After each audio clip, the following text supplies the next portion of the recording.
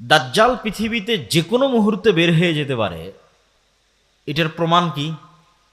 স্বয়ং রাসূল সাল্লাল্লাহু আলাইহি ওয়াসাল্লামের জীবদ্দশাতে ইবনে সাইয়াদ নামে একজন ব্যক্তি, শেখ আব্দুর রাজ্জাক বিন ইউসুফের মরণ একদিন আসবেই বইয়ে বিস্তারিত আলোচনা করা আছে। ইবনে সাইয়াদ নামে একজন ব্যক্তি, সে ইহুদি, তাকে সাহাবীরা সন্দেহ করলো যে দাজ্জাল। তো আল্লাহর নবী উড়িয়ে দিলেন না যে না, এ দাজ্জাল নয়। তাহলে আল্লাহর নবীও আশঙ্কা করতেন যে তার জীবদ্দশাতেও দাজ্জাল চলে আসতে পারে। ওমর রাদিয়াল্লাহু তাআলা আনহু যখন তাকে হত্যা করতে চাইলেন, তখন রাসূল সাল্লাল্লাহু আলাইহি ওয়াসাল্লাম বললেন, এ যদি দাজ্জাল না হয় তো নিরপরাধ মানুষকে হত্যা কেন করবা? আর এ যদি দাজ্জাল হয় তাহলে তাকদীরের লিখন হচ্ছে একে হত্যা করবে। ঈসা আলাইহিস সালাম তুমি তো নাও। কিন্তু উনি তো সহজ ভাষায় বলতে পারতেন, আরে ওমর, এ দাজ্জাল নয়, কি দরকার একে হত্যা করে, দাজ্জাল নয়, এটা বলেনি। এ যদি দাজ্জাল না হয় নিরপরাধ মানুষকে কেন হত্যা করবা? যদি দাজ্জাল হয়, মানে সম্ভাবনা আছে, যদি দাজ্জাল হয় কে হত্যা করবে? ঈসা আলাইহিস সালাম। তাহলে আজ থেকে 1400 বছর আগে মুহাম্মদ সাল্লাল্লাহু আলাইহি ওয়াসাল্লাম আশঙ্কা করতেন যে কোনো মুহূর্তে দাজ্জাল বের হয়ে যেতে পারে। তাহলে যে কোনো মুহূর্তে দাজ্জাল বের হয়ে যেতে পারে, এটার সম্ভাবনা আছে। এটা অস্বাভাবিক এবং অলৌকিক কোনো ঘটনা নয়, পৃথিবীর সব নবী রাসূল বলে গেছে। তো কিয়ামতের পূর্ব মুহূর্তে যে ঘটনাগুলো সংঘটিত হবে, এগুলো সম্পর্কে অনেক কানাঘুষা, অনেক ভুল ব্যাখ্যা, অনেক বিভ্রান্তিকর ব্যাখ্যা, সময় উল্লেখ করা, একটাকে আরেকটার সাথে লাগানো, এগুলো এই যুগে এসে প্রচুর পরিমাণে হচ্ছে। এই জন্য আমাদের সঠিক হাদিস জানা যেমন দরকার, সঠিক ব্যাখ্যা জানাও তেমন দরকার। আর এই বিষয়ে সংক্ষিপ্ত আলোচনা করার কারণ হচ্ছে যে কোরআন এবং হাদিসে দাজ্জালের কথা আছে, শেষ জামানার যুদ্ধের কথা আছে, কিন্তু আধুনিক বিশ্বে কখনো এই কথা এভাবে আলোচিত হয়নি। আজকের পূর্বে মুসলমানদের মধ্যে আলোচনার কথা বলতেছে না, মুসলমানদের আলেম ওলামা বক্তারা আজীবনই দাজ্জাল সম্পর্কে লিখেছে, কিয়ামতের পূর্ব মুহূর্ত সম্পর্কে লিখেছে, কিয়ামত সম্পর্কে লিখেছে, এটা মুসলমানদের কাছে স্বাভাবিক ঘটনা। কিন্তু সারা বিশ্বব্যাপী আলোচনা হবে, এটা ব্যতিক্রম। এটা আমার জানা নাই, হিস্ট্রি ঘেটে দেখতে হবে যে হালাকুখা চেঙ্গিস খানের সময় সারা পৃথিবীব্যাপী আলোচনা হতো কিনা এরকম, অথবা আরও অন্য কোনো সময় সারা পৃথিবীব্যাপী এরকম আলোচনা হতো কিনা। হিস্ট্রিতে, ইতিহাসে, মুহাম্মদ সাল্লাল্লাহু আলাইহি ওয়াসাল্লামের মৃত্যুর পর এটা ইতিহাস ঘেটে দেখতে হবে। কিন্তু এখন এই নিকট 100, 200, 300 বছরের মধ্যে সারা পৃথিবীব্যাপী আজকাল পরশু যেভাবে দাজ্জাল সম্পর্কে ব্যাপক আলোচনা হচ্ছে, কিয়ামতের পূর্ব মুহূর্তের যুদ্ধ সম্পর্কে ব্যাপক আলোচনা হচ্ছে, এটা আগে কখনো হয়নি। এই আলোচনা আমি আপনি করছি না, এই আলোচনা আজকে যারা পৃথিবী শাসন করছে তারা করছে। এটা হলো সবচেয়ে ব্যতিক্রম। আজকে পৃথিবী কারা শাসন করছে আমরা জানি খুব ভালোভাবে, পাশ্চাত্য সভ্যতা। তো আমেরিকার সেনাবাহিনীর 200-র অধিক সৈন্য সাক্ষী দিয়েছে, বিস্তারিত বাংলাদেশের প্রথম আলোতে রিপোর্ট হয়েছে যে আমেরিকা ইসরায়েল ইরান যুদ্ধ দাজ্জাল তত্ত্বে মোড়ানো, হেডিং এবং ডিটেইলস, ওখানে অনেক ডকুমেন্টস তুলে ধরা আছে এগুলোর উপর। এমনি ইন্টারন্যাশনালি তো অনেক জায়গায় আলোচনা হচ্ছে। তো আমেরিকার 200-র অধিক সৈন্য সাক্ষী দিয়েছে যে তাদেরকে মোটিভেট করা হচ্ছে এই যুদ্ধের জন্য, এটা বলে যে এটা বাইবেলে প্রতিশ্রুত শেষ জামানার যুদ্ধ আমরা শুরু করছি। বাইবেলে শেষ জামানার যুদ্ধকে বলা আছে আরমাগেড্ডন। এটা ইসরায়েলের একটা পাহাড়ের নামে নামকরণ করা। আমরা সেই শেষ জামানার যুদ্ধ শুরু করছি, এই মর্মে আমেরিকার সেনাবাহিনীরা সাক্ষ্য দিচ্ছে। কেন শেষ জামানার যুদ্ধ শুরু করতেছে? খ্রিস্টানদের মধ্যে একদল খ্রিস্টান আছে, জায়নিস্ট খ্রিস্টান, ইভ্যাঞ্জেলিক্যাল খ্রিস্টিয়ান। দেখেন, খ্রিস্টান এবং ইহুদিদের মধ্যে যে শত্রুতা, এটা আমাদের চেয়ে বেশি।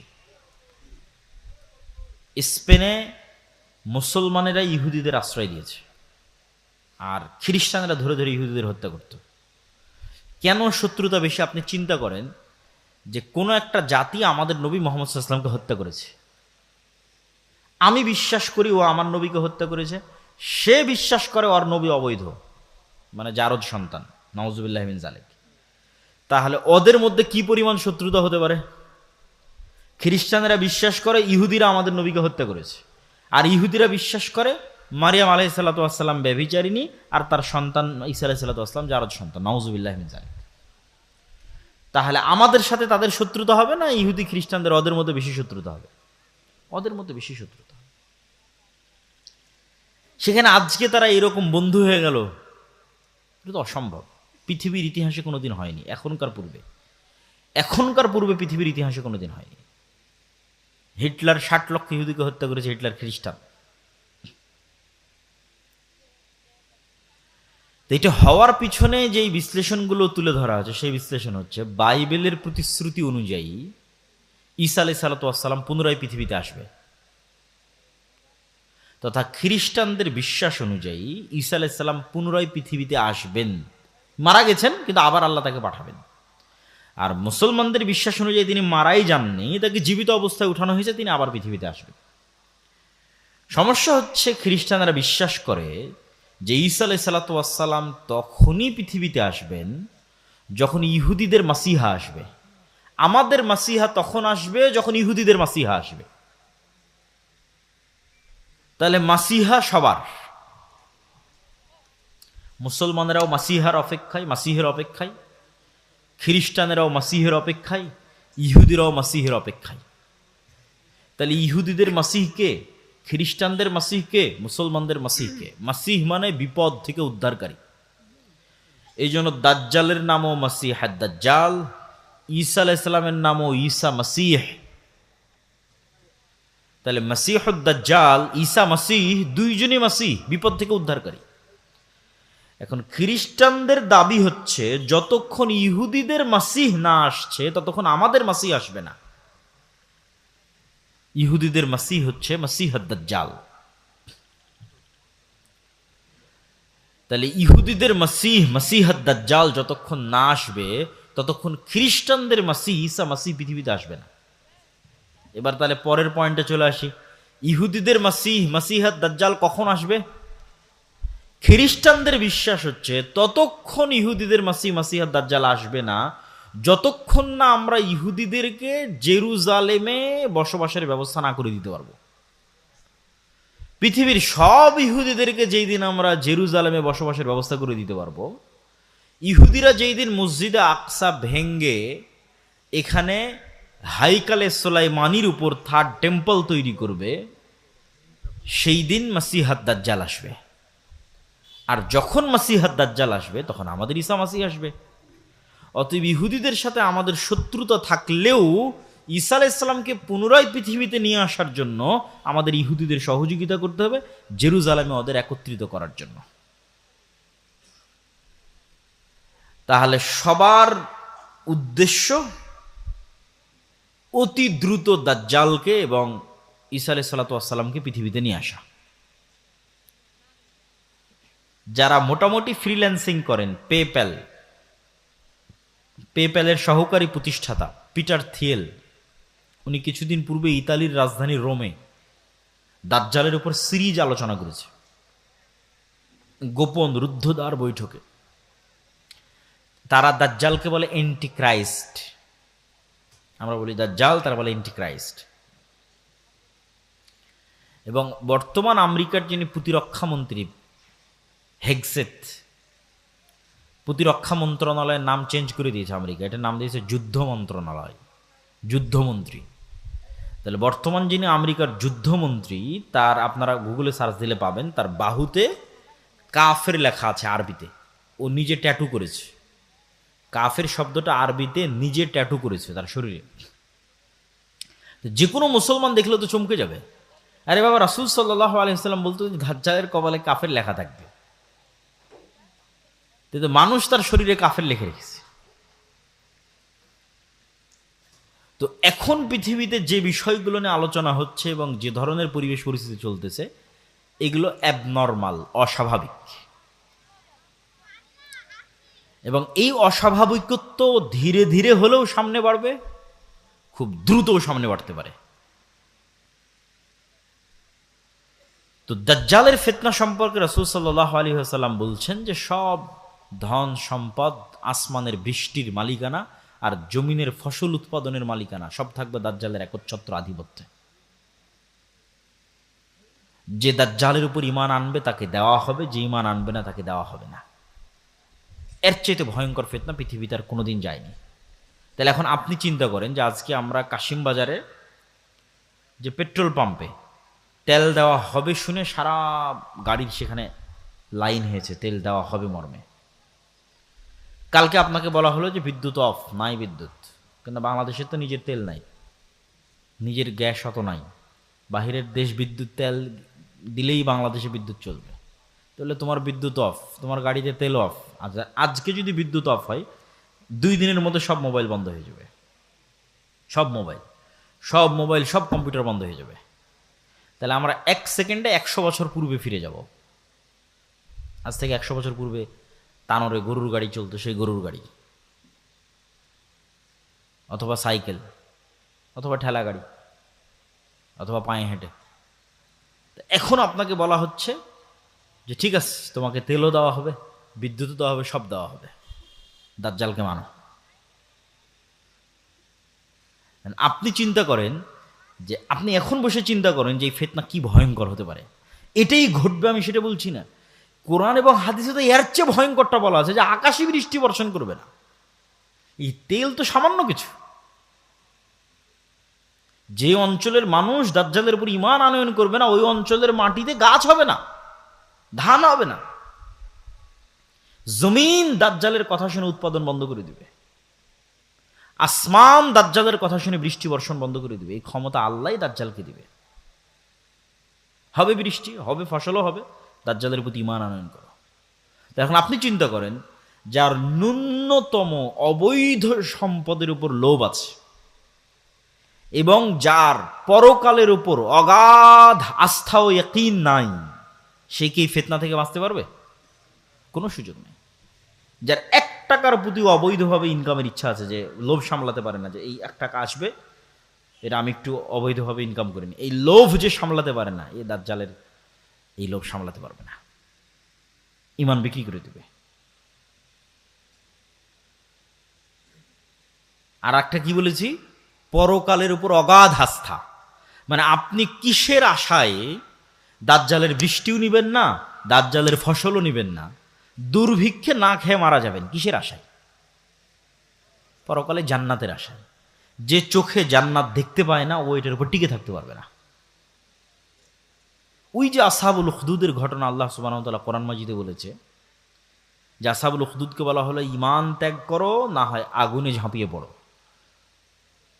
তো মা তার কোলের শিশু সহ আগুনের মধ্যে ঢুকে গেছে। আপনি বলেন এই মানুষগুলোর পক্ষে ওই আগুনে ঢোকা তখনই সম্ভব যখন ওই আগুনের মধ্যে ওরা জান্নাত দেখতে পেয়েছে।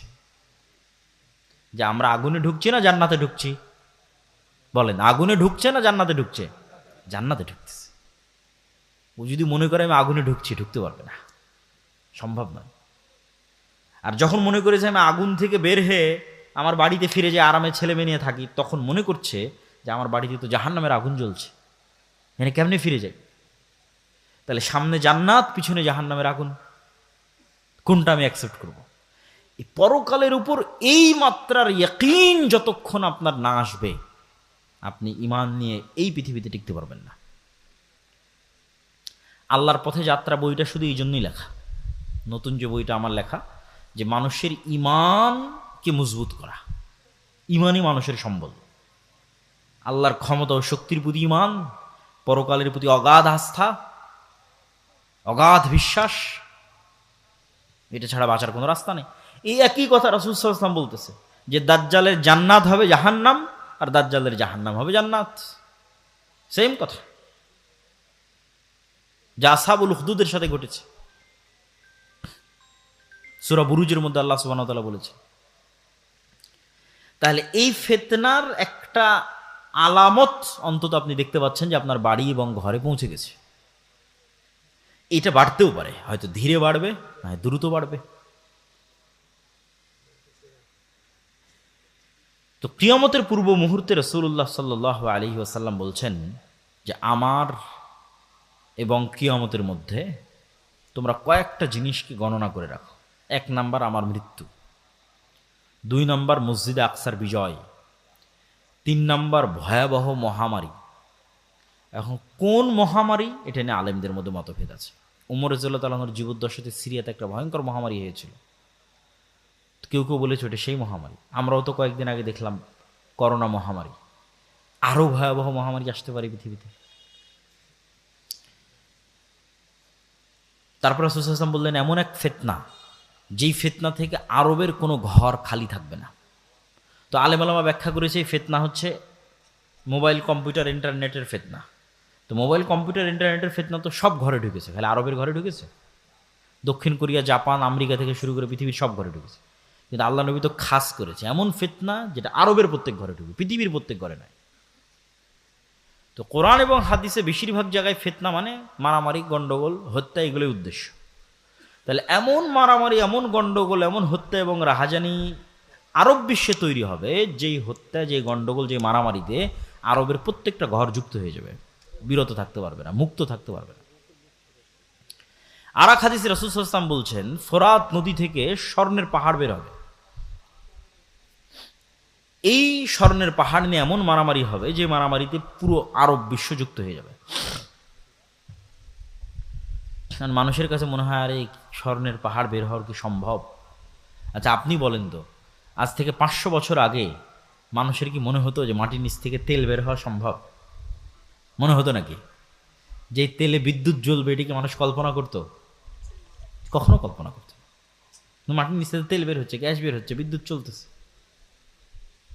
তো কখন কি বের হয়ে যাবে এটা আপনি বলতে পারবেন না। অথবা যদি সোনাকে সোনার অর্থেই রাখি তবুও সম্ভব। কেন?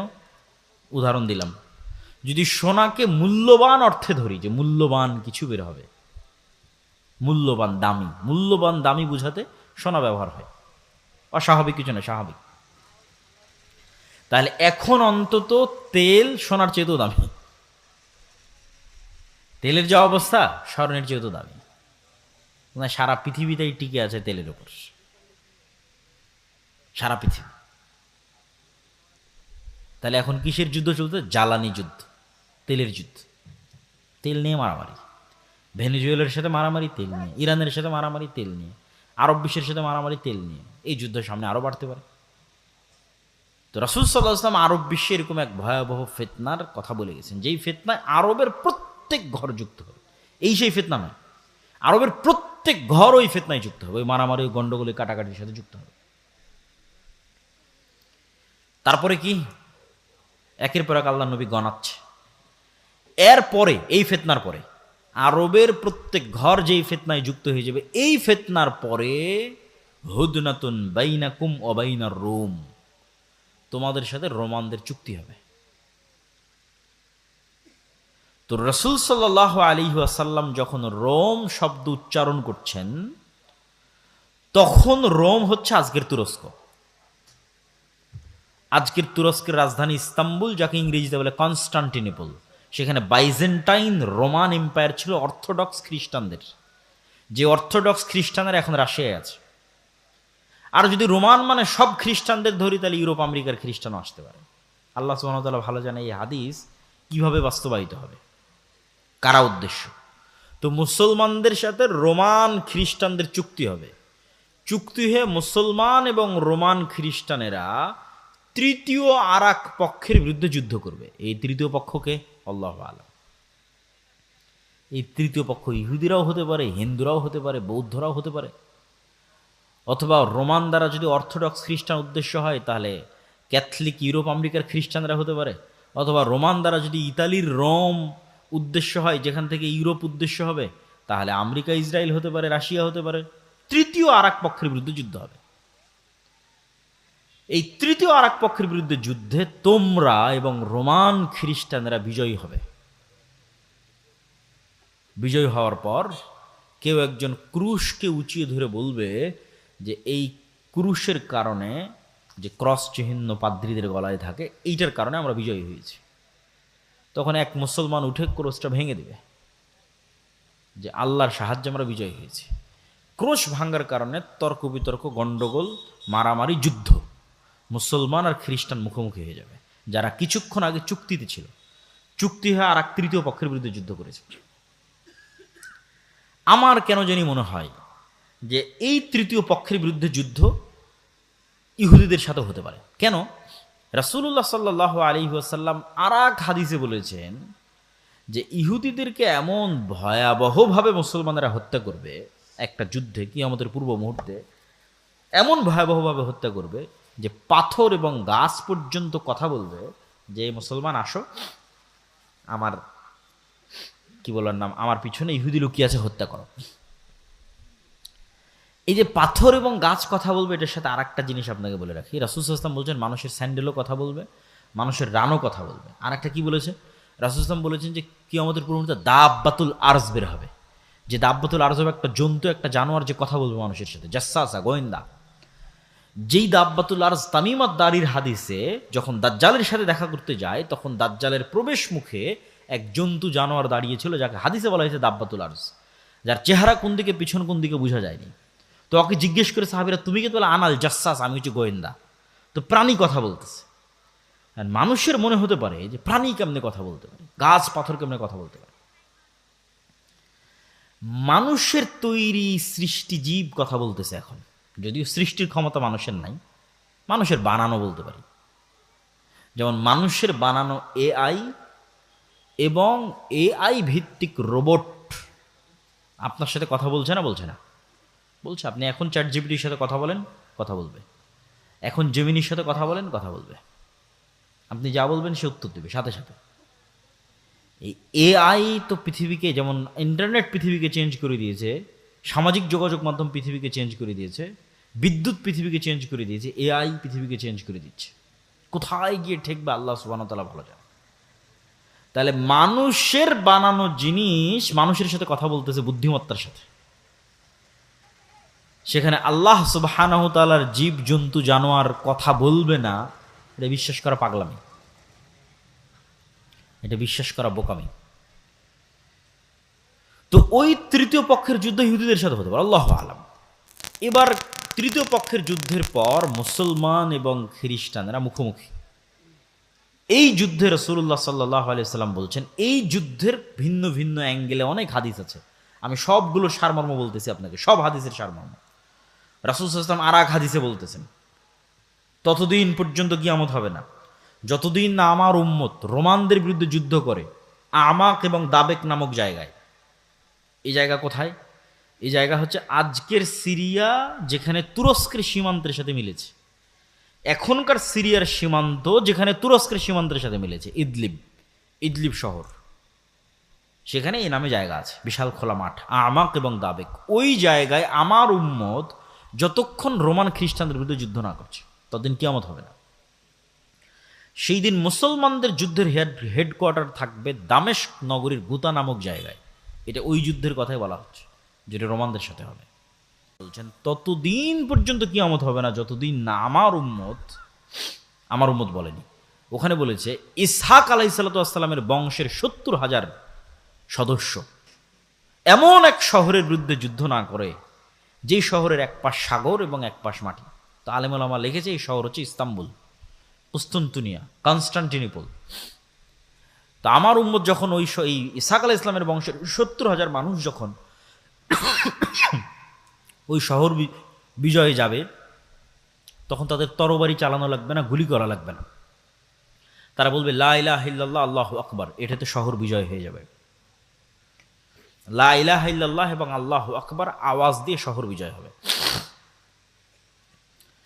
আর এক হাদিসে রাসূল সাল্লাল্লাহু আলাইহি ওয়াসাল্লাম বলছেন, অচিরেই কিয়ামতের পূর্ব মুহূর্তে এমন এক ভয়াবহ যুদ্ধ হবে যেটাতে রোমান এবং মুসলমানেরা মুখোমুখি হবে, যেটাতে রোমানেরা ৮০টি পতাকার অধীনে একত্রিত হবে। প্রত্যেক পতাকার অধীনে ১২,০০০ করে সেনাবাহিনী থাকবে, প্রায় কাছাকাছি ১০ লক্ষ পদাতিক যোদ্ধা নিয়ে তারা মুখোমুখি হবে মুসলমানদের। এই যুদ্ধে আমার উম্মত ৩ ভাগে বিভক্ত হবে। এই যুদ্ধে অংশগ্রহণ করার জন্য মদিনা থেকে তৎকালীন বিশ্বের সর্বশ্রেষ্ঠ সন্তানেরা বের হয়ে আসবে। তৎকালীন বিশ্বের সবচেয়ে তাকওয়াবান, সবচেয়ে আল্লাহওয়ালা, সবচেয়ে পরহেজগার, সবচেয়ে পাকা মুমিন মুজাহিদ বের হয়ে আসবে মদিনা থেকে, যারা এই যুদ্ধে অংশগ্রহণ করবে। আমার উম্মত এই যুদ্ধে 3 ভাগে বিভক্ত হবে, 1 ভাগ পালিয়ে যাবে যুদ্ধের মাঠ থেকে। এরা এত বড় কবিরা গুনাহ করবে যে আল্লাহ কিয়ামত পর্যন্ত এদের ক্ষমা করবে না। আর 1 ভাগ মৃত্যুবরণ করবে, এরা পৃথিবীর সর্বশ্রেষ্ঠ শহীদ। আর 1 ভাগকে আল্লাহ বিজয় দান করবে। কিন্তু বিজয়ের কোনো আনন্দ থাকবে না। কেন বিজয়ের কোনো আনন্দ থাকবে না? এক বংশে যদি 100 সদস্য থাকে, 99 জন মারা যাবে, 1 জন বেঁচে থাকবে। এগুলো ভিন্ন ভিন্ন হাদিস রাসূলুল্লাহ বলেছেন, একই যুদ্ধের কথা আমি একত্রিত করে বলতেছি। পাখি যদি 1 মাস আকাশে উড়ে লাশের সারি শেষ করতে পারবে না, লাশের দুর্গন্ধ শেষ করতে না পারার কারণে পাখি পড়ে মারা যাবে। লাশের দুর্গন্ধ শেষ, এত ব্যাপক হারে মানুষ মারা যাবে এই যুদ্ধে, মুসলমান এবং খ্রিস্টান উভয় পক্ষে। ফলত গনিমতের মালের কোনো আনন্দ থাকবে না। তারপর গনিমতের মাল বন্টন হবে, ওয়ারিস নেওয়ার থাকবে না। এই যুদ্ধ শেষে যখন মুসলমানেরা তাদের তরবারিকে জাইতুন গাছের সাথে ঝুলিয়ে, রাসূল সাল্লাল্লাহু আলাইহি ওয়াসাল্লামের আরেক হাদিসের বাক্য, জাইতুন গাছের সাথে ঝুলিয়ে যখন গনিমতের মাল বন্টন করবে, তখন অদৃশ্য থেকে আওয়াজ আসবে, দাজ্জাল তোমাদের বাড়ি ঘরে ঢুকে গেছে। কিন্তু এই সংবাদটা মিথ্যা হবে। কিন্তু এই সংবাদ শুনে মুজাহিদ বাহিনীর নেতা 10 জন অশ্বারোহীকে রওনা করবে খোঁজ নেওয়ার জন্য সত্যি দাজ্জাল বের হয়েছে কিনা। রাসূল সাল্লাল্লাহু আলাইহি ওয়াসাল্লাম বলছেন, ওই 10 জন অশ্বারোহীর নাম, ওদের বাপের নাম, ওদের ঘোড়ার রং, ওদের গায়ের রং আমি দেখতে পাচ্ছি, আমি বলে দিতে পারবো ওরা কারা। দাজ্জালের সংবাদের সত্য মিথ্যা খুঁজতে যখন মুজাহিদেরা যুদ্ধ থেকে দামেস্ক শহরে ফিরে আসবে, এবং ফজরের সালাত কিছু রিওয়ায়েতে ফজরের সালাত, কিছু রিওয়ায়েতে আসরের সালাত, ফজরের সালাতে যখন দাঁড়াবে, তখন এবার ঈসা আলাইহিস সালাতু ওয়াস সালাম আসমান থেকে 2 ফেরেশতার কাঁধে ভর দিয়ে নেমে আসবেন। মানুষের কাছে মনে হয়, আরে আসমান থেকে নেমে আসে, এটা অলৌকিক গল্প শোনাচ্ছে, অবাস্তব গল্প শোনাচ্ছে। অথচ দেখেন, আল্লাহ সুবহানাহু ওয়া তাআলা নিজেই আমাদেরকে কোরআনে বারবার বলছে যে আমি আদমকে কোথায় থেকে নামিয়ে দিয়েছি? আদম আর হাওয়াকে কই থেকে নামিয়ে দিয়েছে? আসমান থেকে নামিয়ে দিয়েছে, জান্নাত থেকে নামিয়ে দিয়েছে। আমি ইবলিসকে কই থেকে নামিয়ে দিয়েছি? আসমান থেকে নামিয়ে দিয়েছি। তাহলে আসমান থেকে নামা নতুন না পুরাতন? পুরাতন। আসমান থেকে নামা পুরাতন। তাহলে আমরা যেখানে আদম আলাইহিস সালাতু ওয়াস সালামের ক্ষেত্রে বিশ্বাস করছি যে তাকে আসমান থেকে নামিয়ে দেওয়া হয়েছে, জান্নাত থেকে নামিয়ে দেওয়া হয়েছে, তাহলে এটা আমাদের কাছে অস্বাভাবিক কেন মনে হয় যে ঈসা আলাইহিস সালাম আসমান থেকে নেমে আসবে? কিন্তু অস্বাভাবিক নয়, এই ঘটনা তো পৃথিবীতে আগেই ঘটেছে।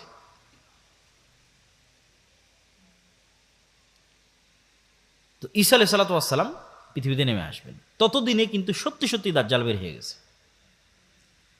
এবার ততদিনে যে সত্যি সত্যি দাজ্জাল বের হয়ে গেছে, দাজ্জাল পৃথিবীতে থাকবে 40 দিন।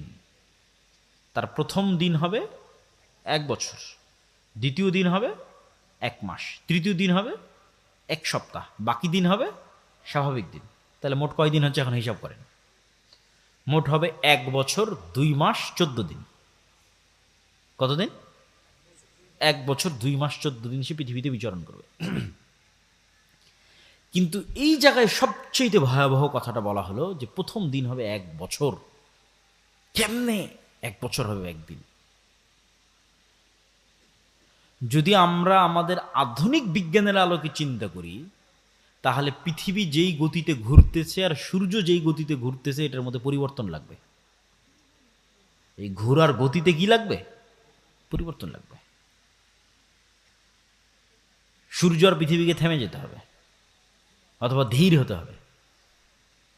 আর যদি বলি না, এই সিস্টেমের মধ্যে আল্লাহ অলৌকিকভাবে ঘটাবে, আল্লাহ সুবহানাহু ওয়া তাআলা ভালো জানে। রাসূল সাল্লাল্লাহু আলাইহি ওয়াসাল্লাম জিজ্ঞেস করলেন, আল্লাহ নবী, দাজ্জালের গতি কেমন হবে?